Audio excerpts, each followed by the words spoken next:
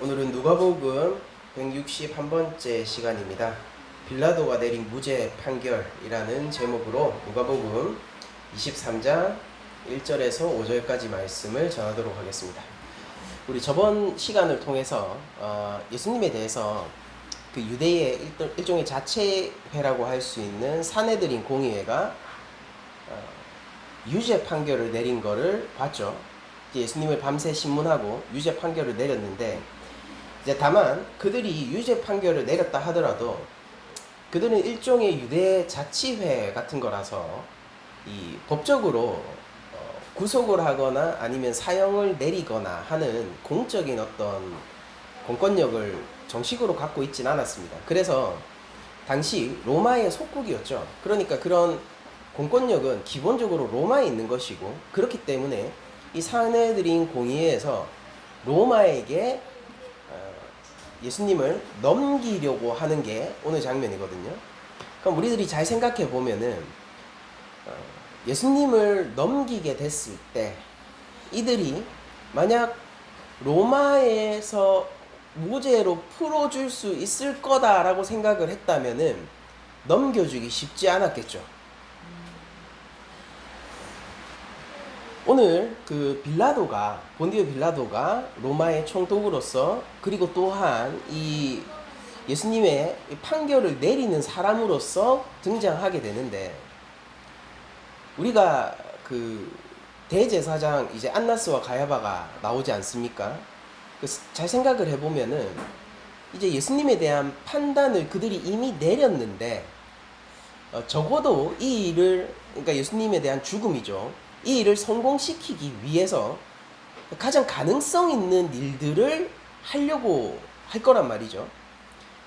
예수님을 잡아갈 때만 해도 그렇죠. 예수님도 지적하는 바처럼 성전에 내가 매일 나가서 사람들을 가르쳤는데, 그때는 잡아들이지 않고 도리어 밤에 아무도 몰래, 마치 누가 보면 안 되는 것처럼 혼자 있을 때 배신자 유다의 안내를 받아서 예수님을 빠르게 잡아간 것처럼 그들은 아주 치밀하게 예수님의 죽음을 위해서 준비하고 실행을 하던 사람들이란 말이죠.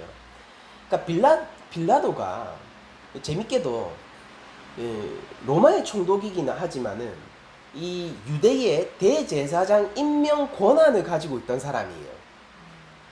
그러니까 로마가 어느 정도 각 그 문화권들을 수용해주고 보존해주고 그들이 어느 정도 자치적으로 그 문화를 지킬 수 있도록 배려는 해줬지만은, 그 말이 로마가 정치적으로, 경제적으로, 군사적으로 그 지역을 장악하지 못했다라는 건 아니거든요.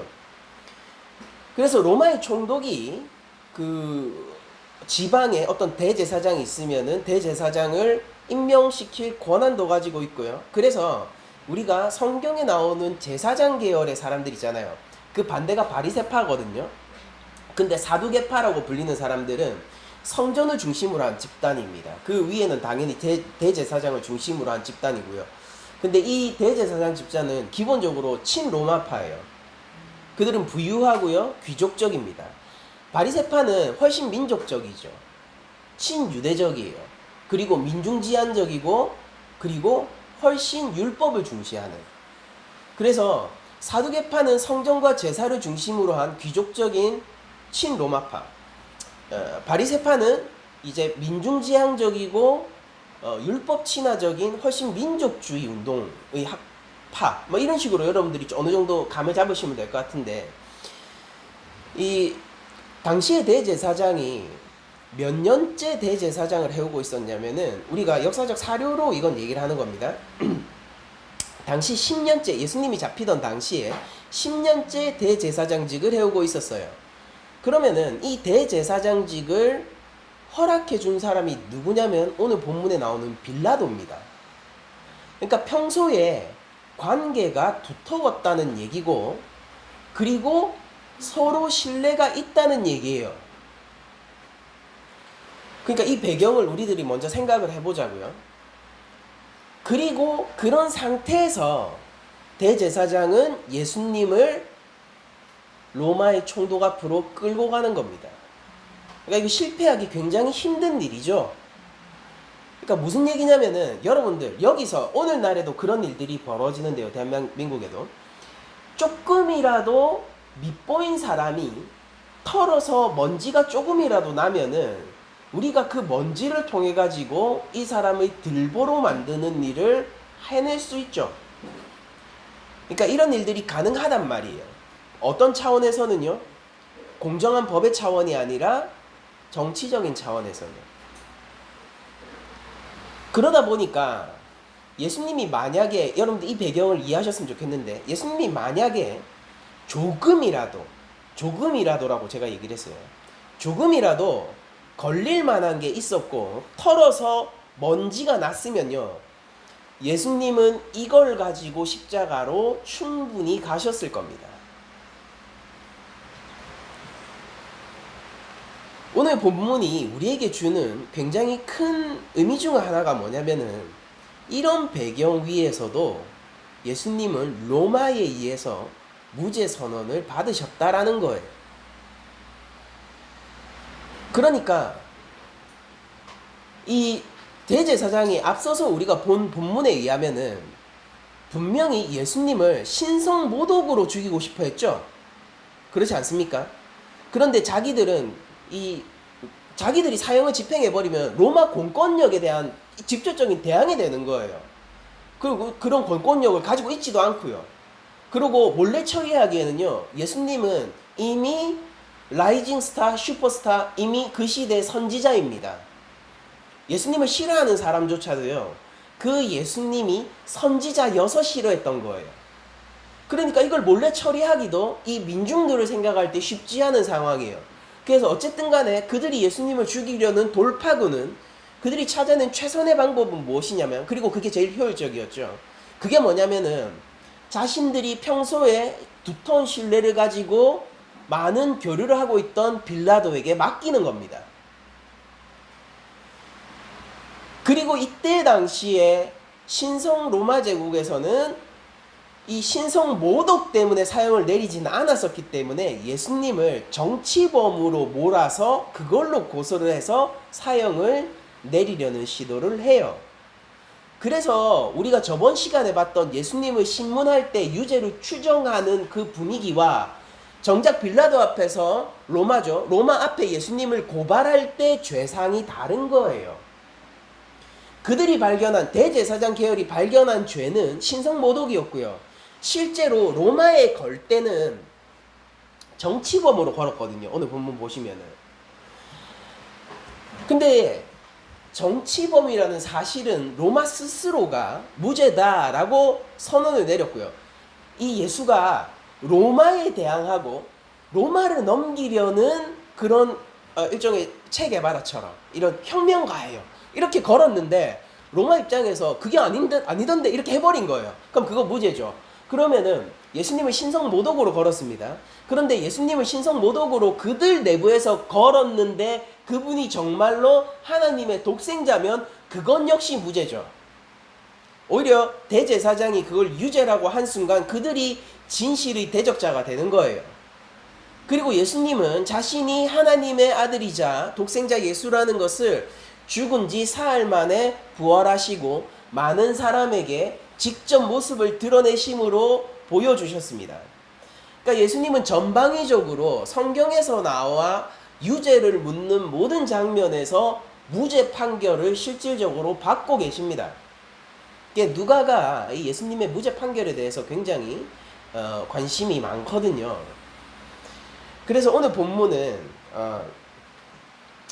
어떻게 예수님을 로마에게 이 정치적으로 걸었는지를 자세히 일러주고 있는데, 우리가 세 가지 항목으로 고발합니다. 그 항목들을 하나씩 보도록 하죠.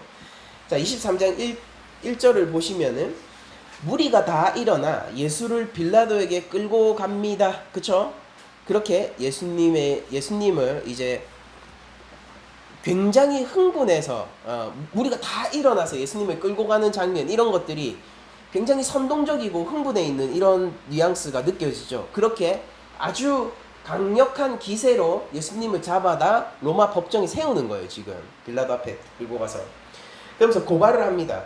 고발하여 이르되 우리가 이 사람을 보매라고 하면서 첫 번째 혐의로 무슨 혐의를 얘기하냐면은 우리 백성을 미혹한다라는 혐의예요. 우리 백성을 미혹한다 첫 번째. 그리고 두 번째 혐의가 뭐냐면은 가이사, 즉 이거 카이저죠. 황제죠. 황제에게 세금 바치는 것을 금한다. 여기서부터 정치적이에요. 그쵸? 그리고 세 번째, 자칭 스스로 이르기를 자기가 왕 그리스도라 한다 라고 얘기하는 게 세 가지 죄상이고 요걸로 혐의를 겁니다. 그럼 여러분들 이거 세 가지 죄상을 볼 때 여러분들 잘 생각해 보시면요, 로마 사람이 이 말을 들을 때의 뉘앙스랑 유대 사람이 이 말을 들을 때의 뉘앙스가 달라요. 다릅니다. 제가 유대 사람 입장에서 한번 이 말을 얘기를 해볼게요. 우리 백성을 미혹한다 라고 얘기하는 것은요, 굉장히 종교적인 이야기로 들릴 거예요. 그러니까 율법을 어긋나게 행하고 율법을 파괴하려고 하면서도 마치 자기가 율법을 알려주고 자기를 따라서 율법을 지켜야 하는 것처럼 혼란을 주고 있다라는 뉘앙스로 들릴 거예요. 그리고 두 번째 죄상인 가이사에게 세금을 바치는 것을 금한다 라고 얘기하는 것은 유대인 입장에서는 굉장히 민족주의적인 독립운동가처럼 느껴져서 호감을 가질 사람도 많을 겁니다. 세 번째, 자칭 왕 그리스도다 라고 얘기하는 것은 다윗의 후손으로서 우리의 메시아가 될 사람이다 라는 뉘앙스로 들릴 거예요. 그러니까 이 모든 것이 굉장히 민족적이고 종교적인 의미로 들릴 겁니다.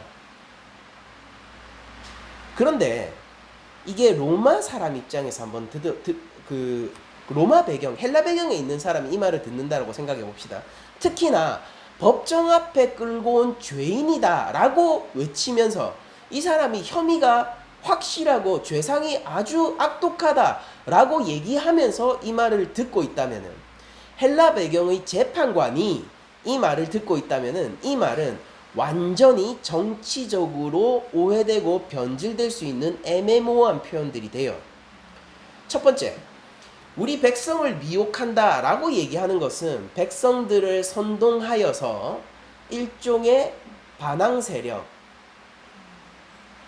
로마에 저항하고자 하는 정치적인 독립 세력을 만들려고 시도한다라는 뜻으로 들릴 겁니다.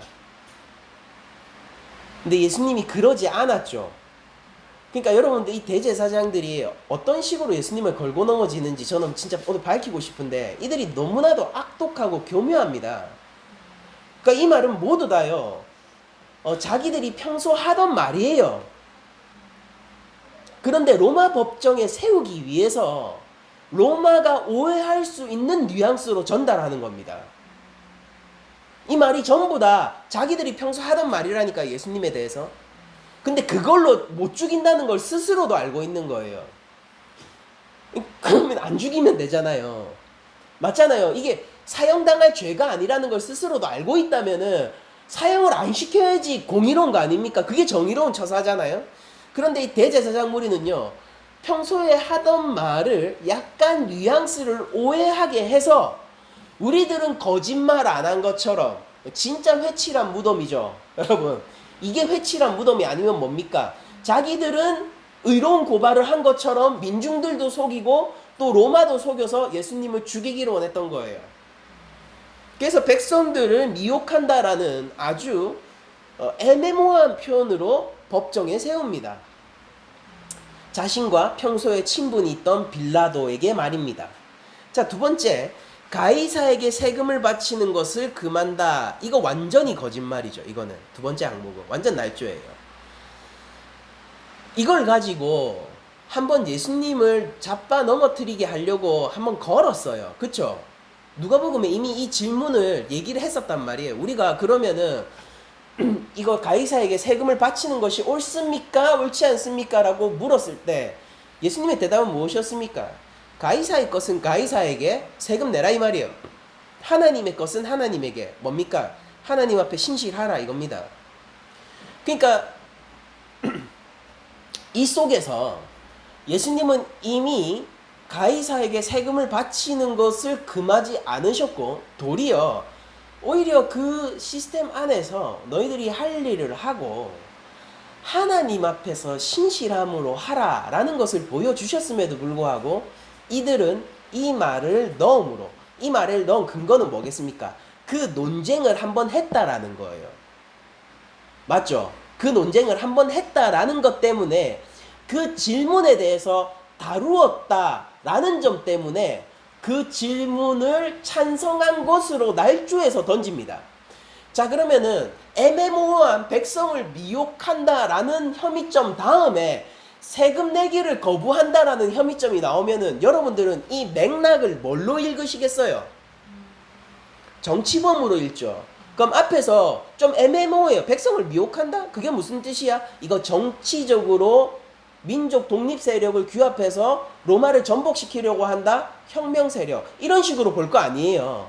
맥락을 이 고소를 할 때도요.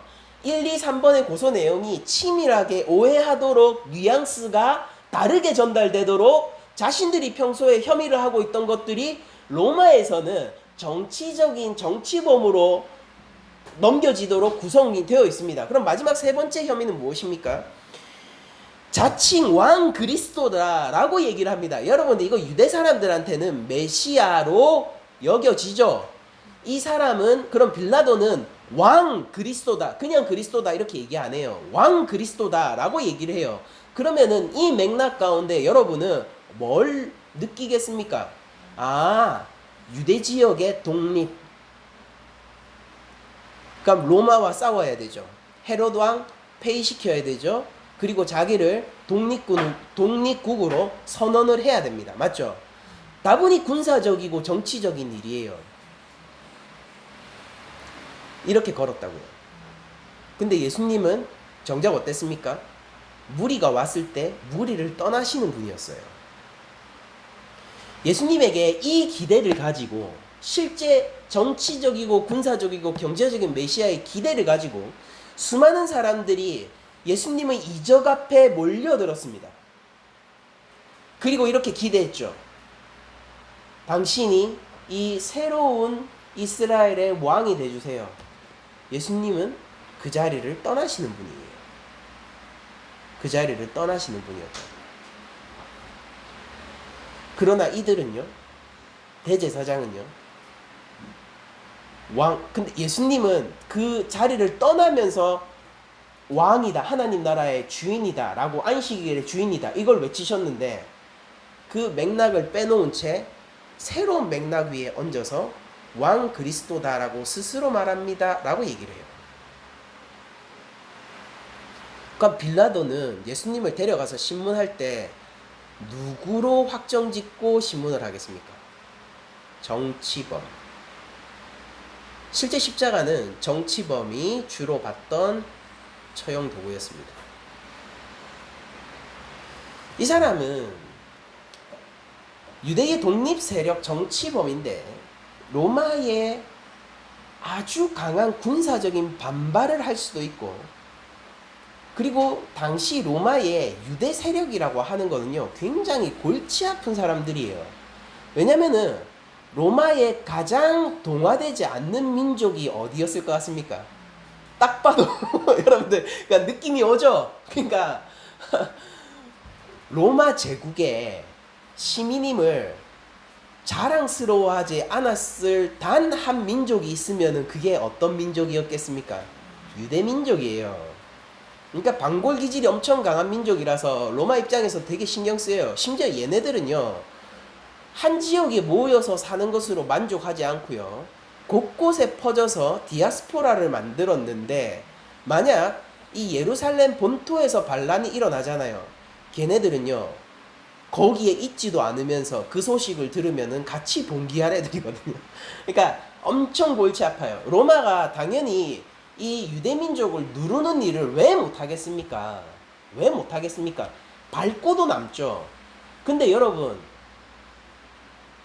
유대를 밟으려면은 너무 지리한 과정을 거쳐야 되고 에너지 소모도 많단 말이에요.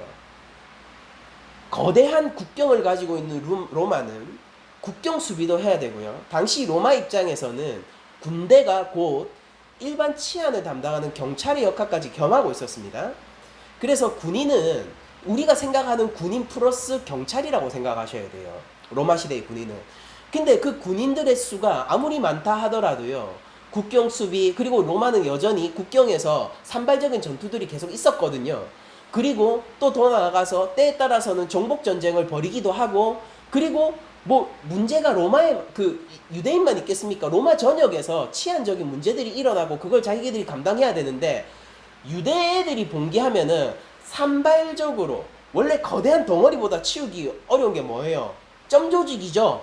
그러니까 이 얘네들은 점조직으로 굉장히 반골적인 애들이라 가지고 얘네들이 정치적으로 문제를 일으키고 이 군사적으로 문제를 일으키면은 너무 골치 아픈 거예요.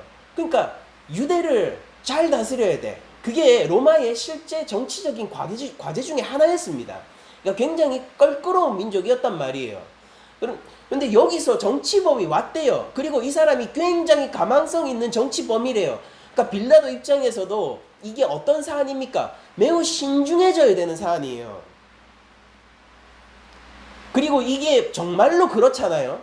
그러면은 빌라도는 가차 없었을 겁니다. 그는 로마에 헌신봉사하는 사람이잖아요. 그러니까 바로 죽입니다. 정말로요.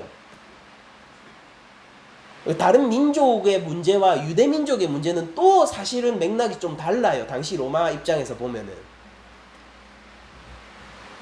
로마는 이미 알고 있거든요. 이미 헬라 제국 시대에 그들이 성전을 지키려고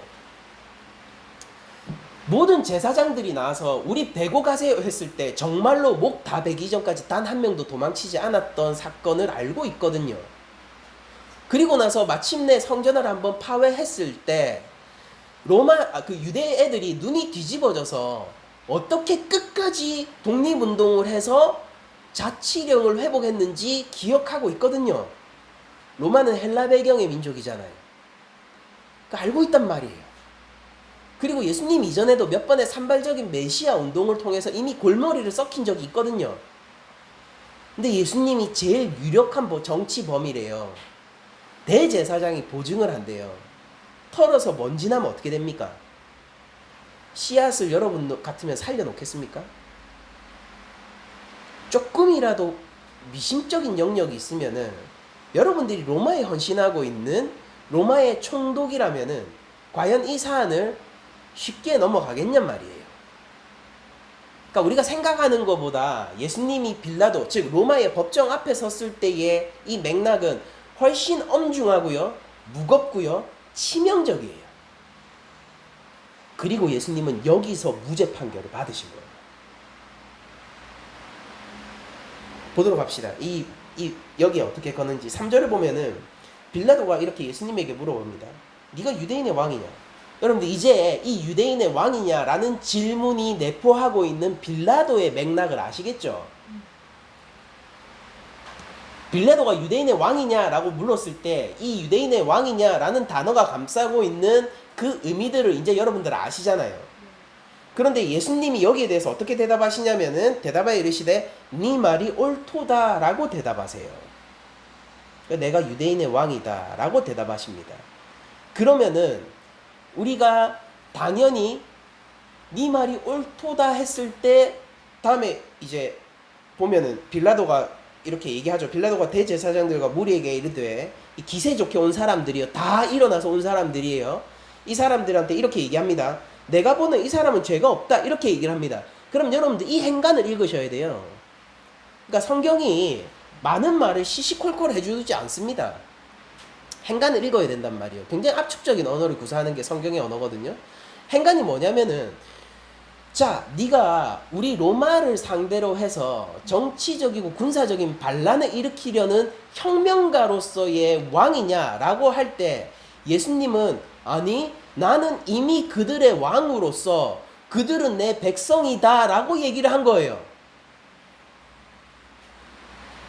네 말이 옳다.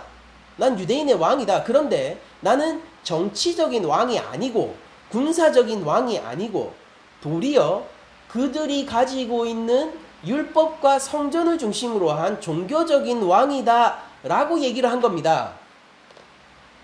그러면은 빌라도가 묻고 싶은 정치적 혐의에 이 사람은 하나도 걸리지 않는 거예요. 그러니까 대제사장들이 예수님을 신성 모독 혐의로 걸었잖아요. 그러니까 그건 옳아요. 예수님도 그걸 인정하시는 거예요. 그런데 얘네들이 왜곡해가지고 빌라도 앞에 고발했지 않습니까? 근데 그건 아니라는 거예요. 그러니까 빌라도도 그걸 이해했다는 말이에요. 아, 대제사장이 원래 뭐 때문에 죽이고 싶어 하는지 이해하고 있다는 말이에요. 예수님은 그걸 인정하셨어요. 왜냐하면 그것이 진실이기 때문이죠. 그럼 정신적인 반란범이 왜 아닙니까? 그거는 거짓이기 때문이에요. 진실이 드러났습니까? 진실이 드러났어요. 여러분들 빌라도가 지금 이 상황을 모를 것 같아요? 그가 로마의 총독이에요. 여러분들 로마의 총독이라는 것은 로마와 이민족 사이에 줄다리기를 하는 사람이고 이 사람은 정치적으로 당연히 능한 사람들이에요. 이 일을 하루 이틀 했습니까? 그냥 자기가 하는 일이 그거예요. 그러니까 지금 상황이 뭔지 이해 못하는 게 아니고 예수님이 왜 잡혀왔는지도 사실 빌라도는 이해하고 있습니다. 왜 대제사장이 죽이고 싶어 하는지도 알고 있어요. 그런데 이게 자기가 로마 총독인데 로마법으로 이거를 사용할 수도 없을 뿐더러 이거는요 이민족의 그냥 종교 활동을 보장하는 거잖아요. 그냥 이거를 하면은 네가 유대인의 왕이냐? 그래 왕이라 해라. 이게 사실은 로마의 기조라고 오히려 그들이 여호와 하나님을 섬기냐? 섬기게 두라. 다만 경제적으로 세금을 바치게 하라. 다만 정치적으로 로마 황제의 직속이 되게 하라. 이게 로마의 기조인데 그냥 그 기조 안에 두는 거잖아요. 그러니까 예수님은 로마 입장에서 볼 때는 그 어떠한 범법 행위나 위협 행위를 하지 않은 인물이 된 겁니다. 그러니까 빌라도는 여기서 고민을 하는 거겠죠. 그러니까 자기는 로마의 총독으로서 유대 민중에게 영향을 미치는 대제사장을 상대해야 되는 입장에서 최종적으로 어떤 선택을 내렸냐면은 일단 로마에 헌신하는 결론을 내린 거예요. 이 맥락인 거예요. 그래서 로마의 법을 따라서 무죄다 한 거예요. 오히려 예수님을 여기서 잡아 죽이면은요, 로마의 통치 기조를 어그러뜨리는 행위가 되거든요. 그래서 무죄다라고 한 겁니다. 근데 여기서부터는 여러분들 이제 어떻게 됐습니까? 판결이 다 났죠? 이제 법정의 문제가 아니에요. 이제 여기서부터는 진짜로 정치적인 문제인데 민중들이 대제사장과 무리들이 소리를 치면서 이거 이대로 두면 안 될 텐데 라고 협박합니다. 봅시다. 5절. 무리가 더욱 강하게 말하되 그가 온 유대에서 가르치고 갈릴리에서부터 시작하여 여기까지, 그러니까 갈릴리에서부터 여기 예루살렘까지면은 그냥 유대 땅 전체다라고 생각을 해야 돼요. 갈릴리에서부터 시작하여 여기까지 와서 백성을 소동하게 합니다라고 얘기하면서 얘기를 한다. 여러분들 빌라도가 이제 이 백성을 소동하게 한다는 게 어떤 맥락인지 이해를 했습니다. 예수님하고 대화를 했잖아요. 근데 거기에서 얘네들이 떼걸수로 밀어붙이는 겁니다. 무슨 얘기입니까? 네가 이거 통과 안 시키면은 우리가 정치범이 되겠다 이 말이에요. 여러분들 이 회칠한 무덤이 여러분들 보이세요? 예수님을 정의로운 척하면서 이렇게 한 거예요. 예수님을 정의로운 척하면서 이 정치범을 우리가 잡아왔습니다. 로마의 평화와 안녕을 위해서 이를 처리하소서라고 가지고 온 겁니다. 근데 로마 법정에서는 아니던데 무죄인데 해버린 거예요. 그러니까 대제사장과 무리가 어떤 식으로 압박을 하냐면은 잘 처리 안 하면은 우리가 정치범이 될 수도 있어 라고 하는 거예요. 우리 한번 봉기해볼까? 우리 한번 손에 이제 칼 한번 잡아봐. 이제부터는 정치적인 문제예요. 밸런스의 문제고, 빌라도가 그래서 예수님을 무리에게 넘겨주고 빌라도가 그래서 예수님을 십자가에 못 박는 겁니다. 빌라도도 어떻게 판단하는 거예요? 로마의 총독으로서 정치적으로 접근하고 있는 거예요. 이 시점부터. 오늘 본문이 보여주는 건 뭐냐면 예수님이 공의로우신가 무죄하신가의 문제는 이 본문에서 이미 끝났어요. 무죄하세요. 이제부터는 사람들의 죄된 욕망과 정치적 문제만이 남아있는 겁니다. 예수님은 그렇게 십자가 위에 올라가신다라는 거죠. 이 당시의 상황을 요한은 조금 더 자세하게 전하고 있는데요.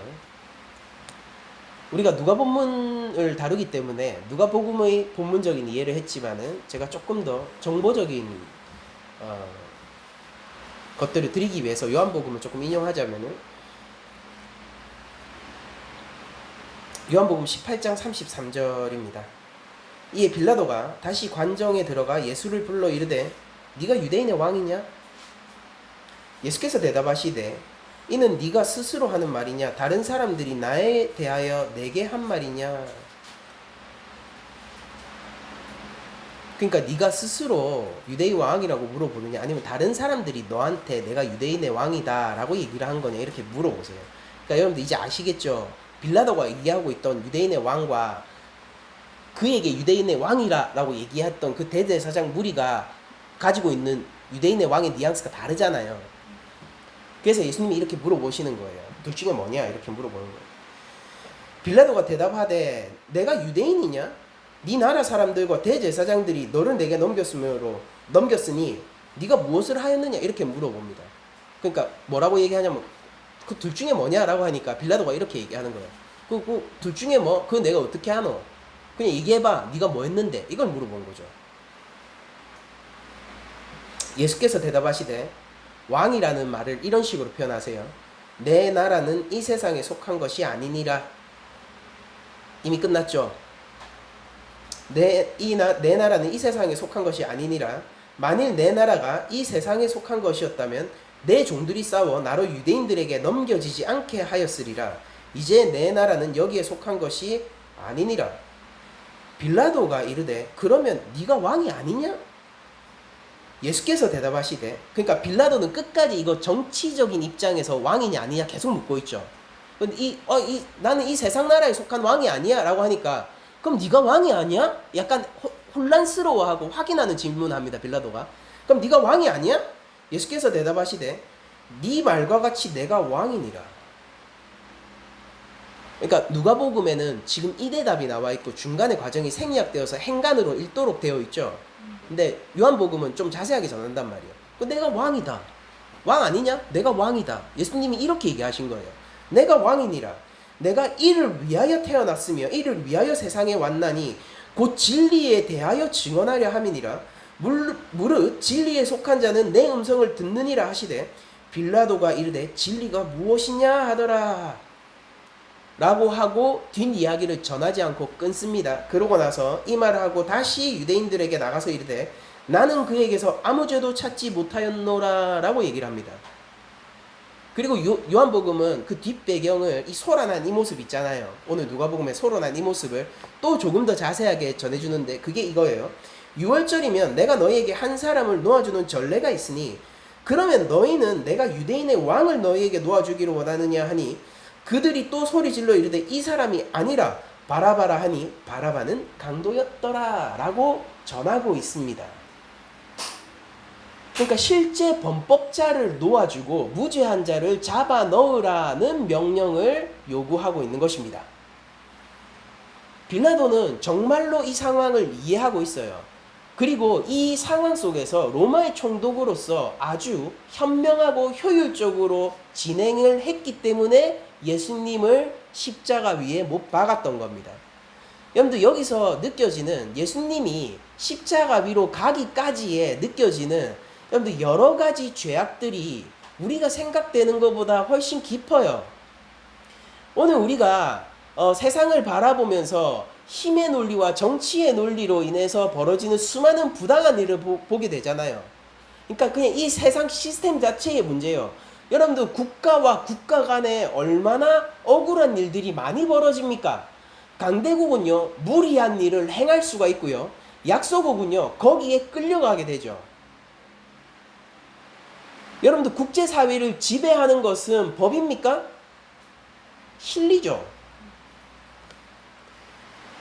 여러분들 대한민국 헌법을 기준으로 해서 많은 법들이 있는데 대한민국 안에서도 강자와 약자의 불합리함 속에서 법이 있으되 제대로 기능하지 않는 상황들을 많이 보죠. 억울한 일을 당했으나 범죄자는 쉽게 빠져나가고 법에 호소하나 그 어떤 것도 해결되지 않은 채 허송세월만 보내게 되는 사람들을 저희들이 보게 되죠. 전세 사기당한 사람들 어떻습니까? 우리 주변에 있는 사람들이 얘기하는 거예요. 실제 제 친구도 서울에서 전세 사기 당했거든요.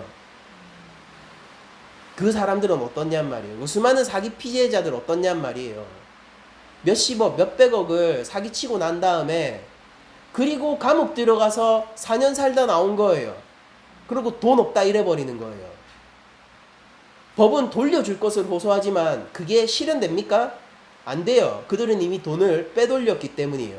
그리고 출소하자마자 한국을 뜨지 않습니까? 뭐 강남 재벌 이희진인가 그 사람 사기범이었죠. 그 사람 지금 결혼해서 좋은 집에서 좋은 차 타고 잘 살더만요. 그 사람의 삶을 위해서 어떤 사람이 평생 일했겠습니까?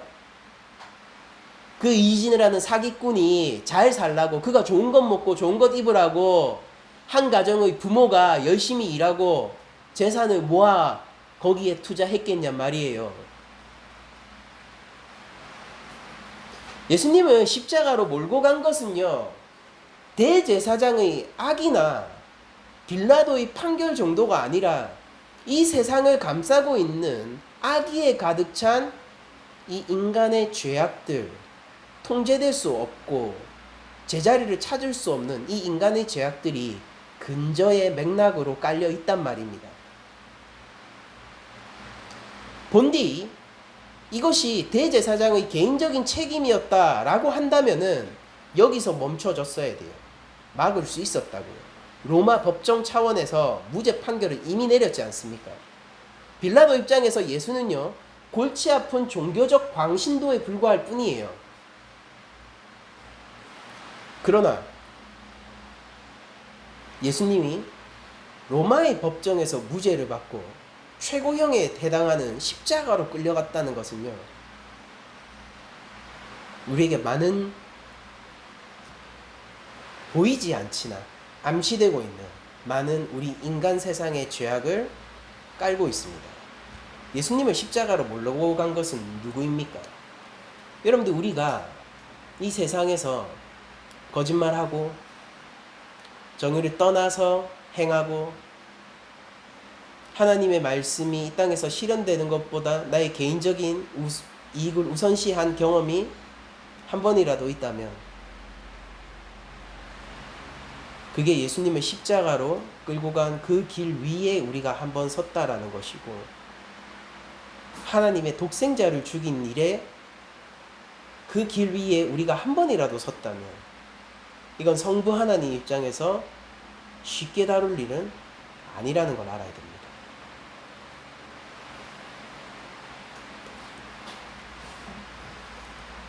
세계 제2차 세계대전 때 나치에 충성하면서 전쟁터에 나가서 총알바지가 됐었던 독일의 청년들이 있습니다. 그들은 때때로 연합군에게 잡히기도 해서 포로로 감금되기도 했는데, 그들은 사실은 어떻게 보면은 나치 정권에 이용당했다, 속고 있었다라고도 얘기할 수 있는 거 아닙니까? 그런데 지금 상황은 세계 제2차 세계대전이라고요. 이 맥락에서 독일군에서 가장 낮은 직급을 가지고 있더라도 그 병사는 가볍게 취급되지 않습니다. 하물며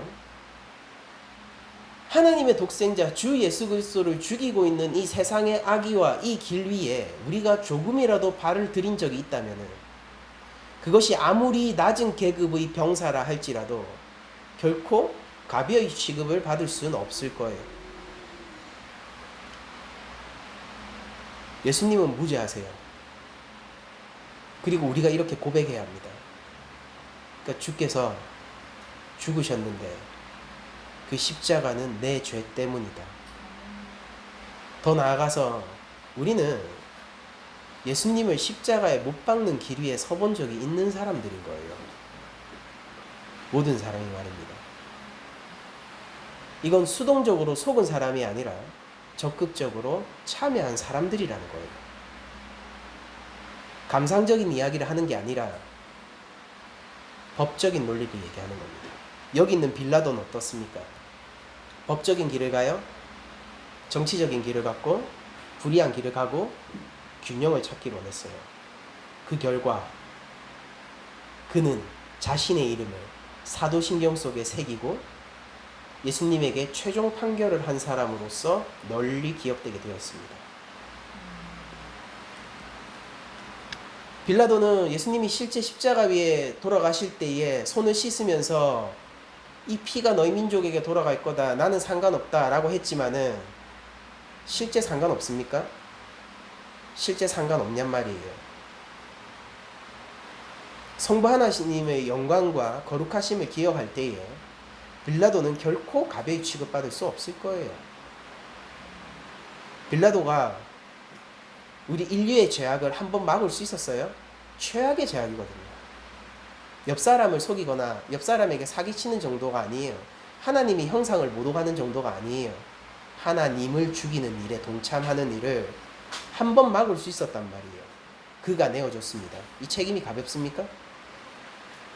우리가 그 길 위에 한 번씩 섰습니다. 여러분들 우리가 가벼운 책임을 가지고 있습니까? 오늘 본문에서 일어나는 이 정치적인 사건은 우리와 무관한 일입니까?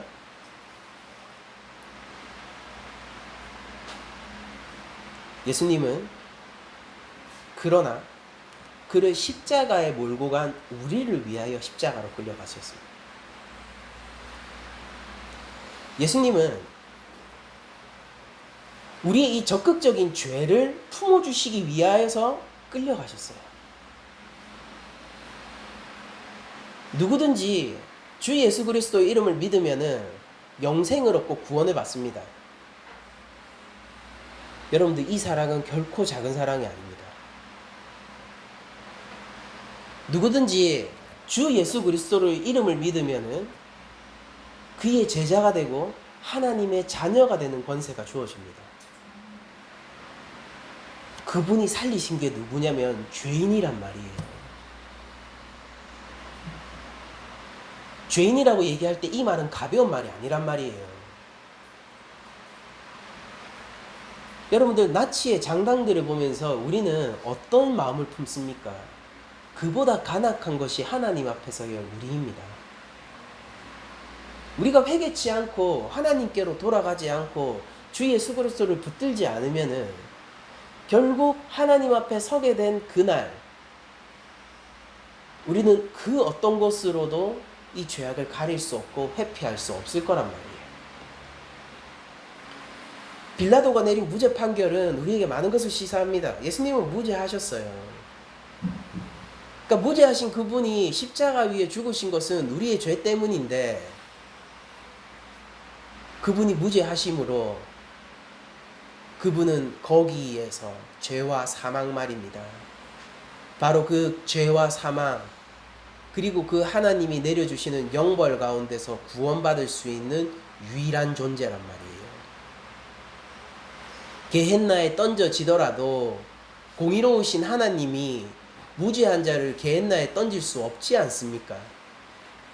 하나님 스스로의 영광에 위축되는 거 아닙니까?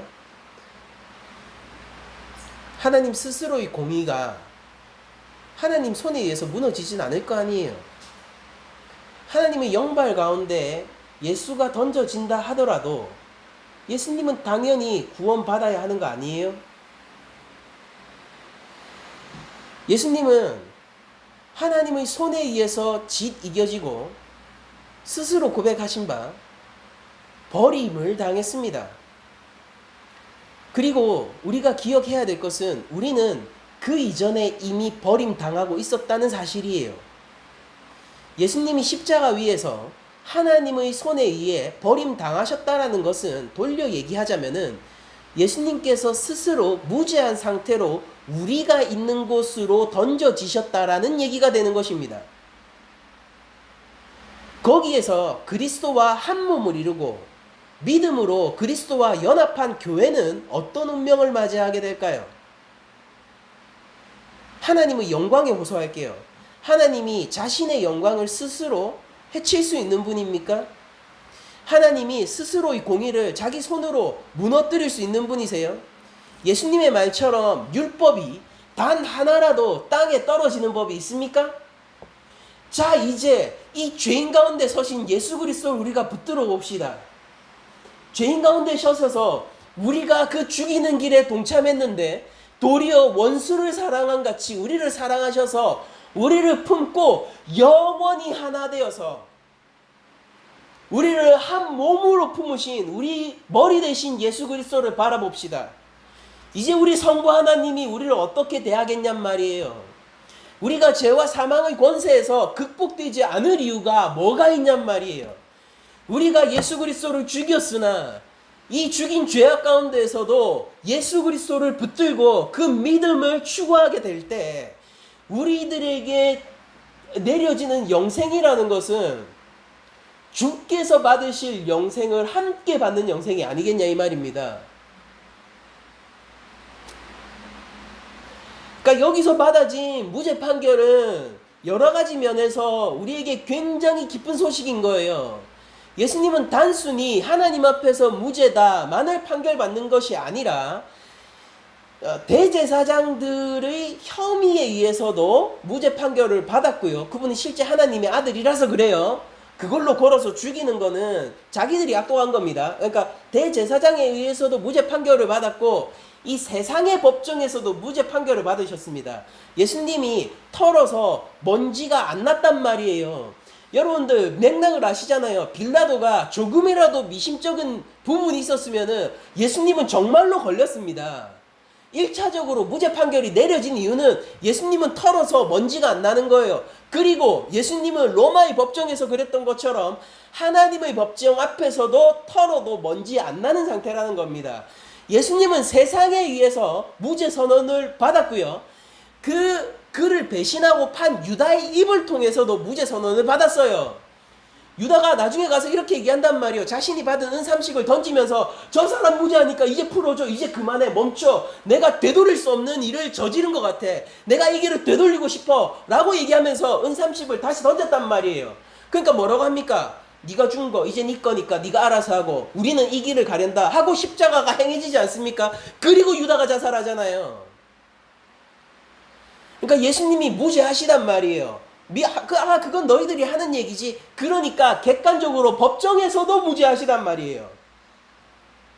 그를 판 자도 자기가 사실은 간악하게 팔았을 뿐 그분이 무죄하다는 거를 예수님을 판 사람이 증언하고 있지 않습니까? 그러니까 얘기하고 싶은 건 하나인데 예수님은 죄가 없으세요. 그리고 이어서 나가는 겁니다. 예수님은 죄가 없으세요. 첫 번째. 두 번째 뭐냐? 그 상태로 우리 가운데 오셨어요.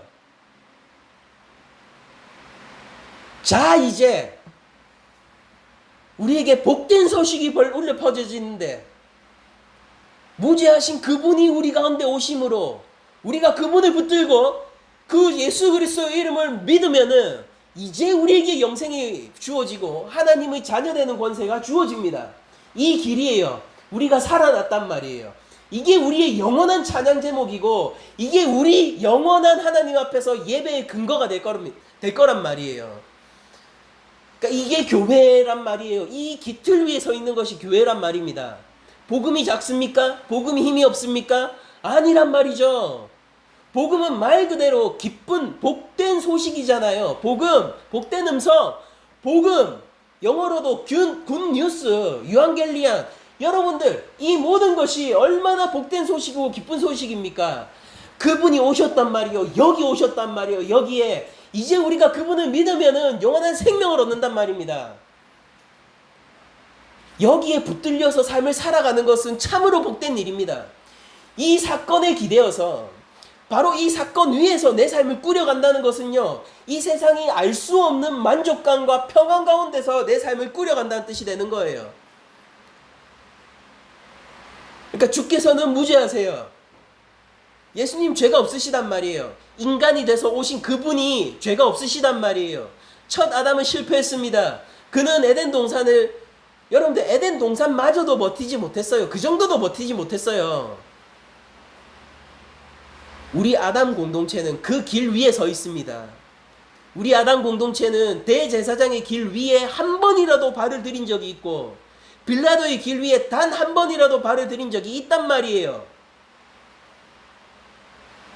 가볍지 않은 일인 걸 이제 알잖아요. 그런데 참 하나님이시자 동시에 참 인간이신 주 예수 그리스도가 우리 가운데 계시다고요. 죄와 사망 가운데 고개를 들어 주위를 둘러보세요.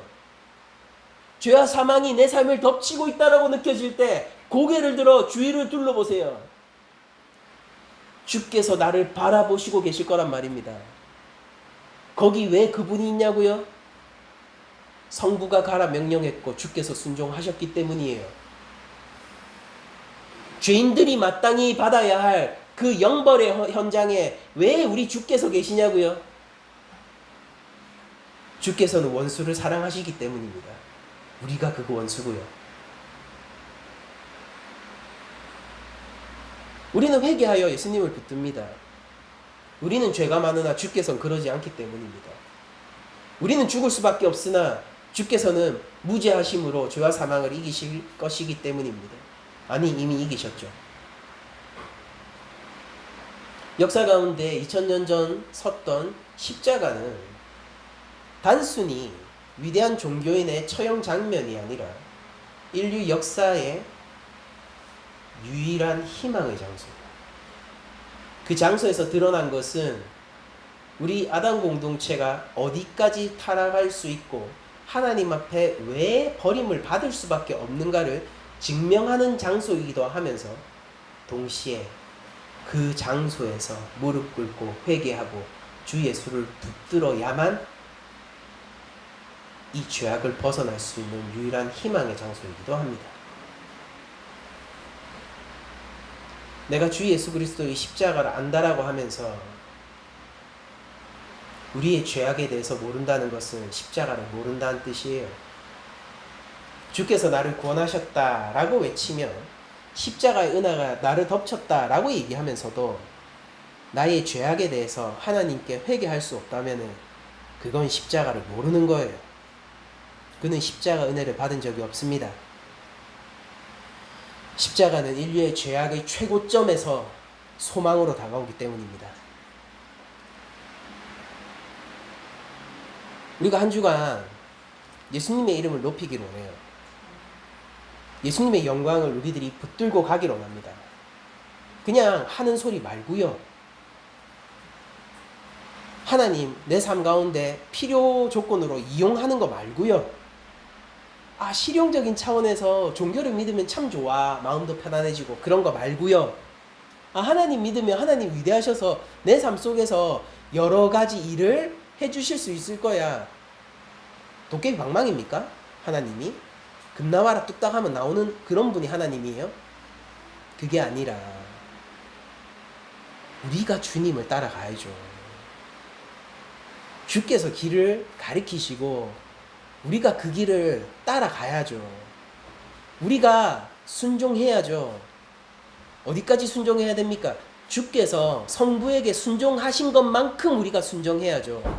온전한 순종요. 우리가 어디까지 가야 됩니까? 주께서 각기 제 십자가를 지고 와라 라고 했어요. 골고다길 우리가 걷는 거 아닙니까?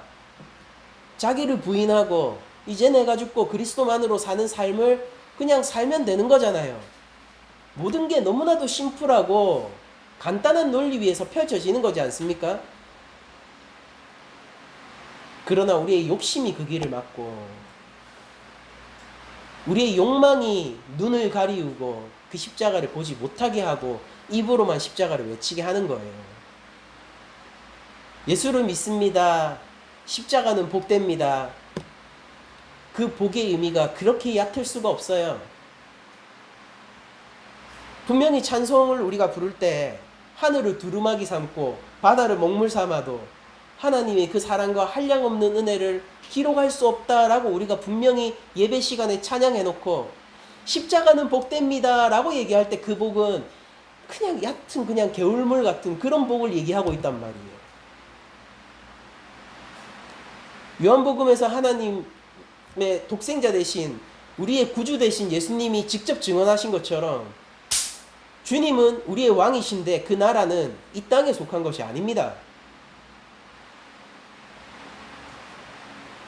그러니 여러분 결정하셔야 돼요. 우리 구주를 기쁘게 할 것인가, 세상을 기쁘게 할 것인가. 중간길은 없습니다. 하나님을 붙들 것인가, 세상을 붙들 것인가, 중간길은 없어요. 그리고 여러분들이 보신 것처럼 세상의 길 끝에는 하나님의 독생자를 죽이는 사건이 벌어지고요. 예수님의 길 처음에는 그 죄악의 전복이 있습니다. 세상이 갈 수 있는 제일 끝 지점이요, 기껏해야 주 예수를 통해서 갈 수 있는 좁은 길의 시작점에 불과합니다. 하늘에서 가장 낮은 사람도 이 땅에서 가장 높은 사람보다 위대합니다. 영광된 십자가의 길을 걷는 우리 낮은 자리 교회가 됩시다. 그 길이 고난의 길이다? 아니에요. 지혜자의 길이에요. 그 길이 세상으로부터 조롱받는 길이다? 아니에요. 하나님이 기뻐하시고 인정해 주시는 길입니다. 그러니까 여튼 은혜 받았네 말고요, 하나님 앞에 내놓으세요. 진짜 삶을. 지극히 얕은 개울가 같은 은혜 말고 내 영혼과 생명을 건 은혜를 하나님 앞에 고백하시란 말이에요. 설교를 통해서 삶을 돌리십시오. 우리 낮은 자리 교회가 회개하고 주 예수께 더욱 붙들림 당하고 이 복음 위에 서는 교회가 됩시다. 우리가 서로 믿음을 응원하고 이 믿음을 세워갑시다. 이 믿음요, 다른 믿음들 말고, 이 믿음엔 다른 옵션이 없어요. 이 믿음을 지켜 세우기를 바랍니다. 여러분들 한 주간 살아가실 때에 무지하신 주께서 죄인의 삶 속에 오신 것을 기뻐 찬양하고 감사하며 참된 제자의 길을 걸을 수 있기를 축복드리면서 모든 말씀을 마치도록 하겠습니다.